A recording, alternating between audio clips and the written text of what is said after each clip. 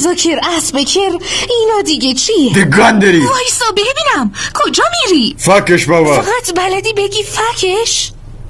تو رو خدا بس کن تمومش کن. داستایوفسکی میگه هیچ چیزی اندازه خندوندن و شاد کردن دل مردم ارزش نداره. داستایوفسکی قبر گایا ما خوب تی گوشانه بازا کن مره بیدین دنیا کلیپان از چند سولاخ بار رد کنم تا چکوده بابا میکنه خاله درون عرق زنه. دنیا اصلا ایدن کلیپ سر چند نفر باید پارا بود. دنیا کلیپان چقدر وقت برای تا مردم فقط چند دقیقه شاد بود میکنه خاله ده تمام بواسه جوراب لنگه.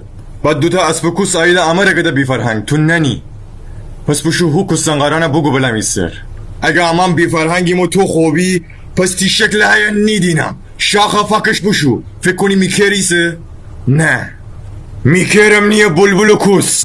حالا اینجا یل با این ماشین دور رنگ و سر کچه چی داری رو کنی واسه من علرچت مستم حالا تو خفن من قشنگ هیچی به خرجم نمیره و نمیخوام میشکی هیچیمو گردم بگیره نپرس دست برورده کیه من شاگرد خودمم برگم سفیده خب بینم حالا چی میپسندی لاش باشی یا داداشیم خلاصه منصور یه جوری نشه من خونتون باشم و تو باباشی با هر کیه من دوست خودش